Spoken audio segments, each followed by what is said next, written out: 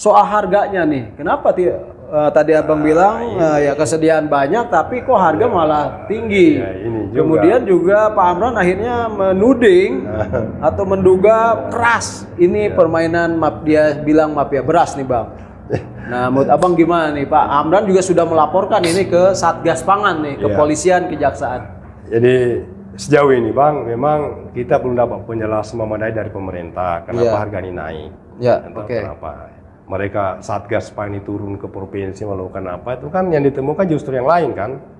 Yang misalnya ditemukan yang lain kualitas beras, ada oplosan, ada kutuan, itu kan tidak menjawab ini pertanyaan memang. Itu agak membuat orang penasaran. Jadi ya jangan salahkan kalau kemudian berkembang spekulasi, sudah spekulasi liar pula gitu loh. Kita kan ini ada apa? Di satu sisi kita tidak percaya beras langka, tapi kan harganya naik. Kan begitu. Berarti tetapi kan ya nama itu kan teori pandemi itu saya tahu ya. Itu kan sebenarnya fenomena alamiah gitu loh. Ibu-ibu juga tahu kok.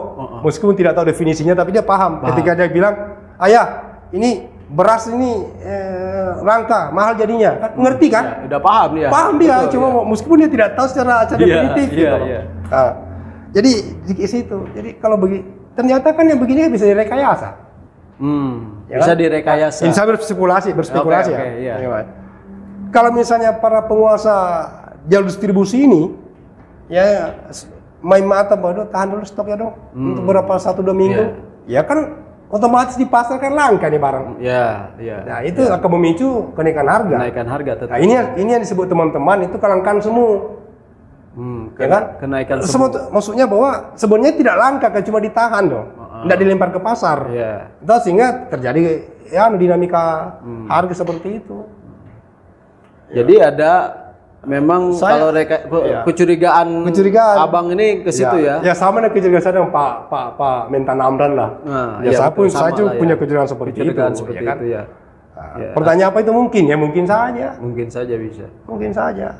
Tapi malah Pak Amran kan udah lebih jauh melaporkan 212 perusahaan yang diduga melakukan. Ya saya pikir terobosan langkah beliau itu ya sepanjang itu positif kita dukung, tapi bukan persoal berapa 200 sekian 1000 sekian. Yang penting bahwa ini mereka itu harus disadarkan, jangan lakukan itu dong. Itu kan ini barang krusial loh ini. Barang kebutuhan rakyat kebutuhan utama ya. Jangan di situ. Ya tapi kalau tidak ada tindakan yang tegas dari Satgas juga kan, artinya kan akan begini terus berjalan mereka, ya kan bang?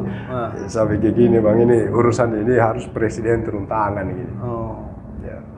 Harusnya sudah level presiden ya. Pak Prabowo yang menteri itu ya ini kan masih harus presiden lah.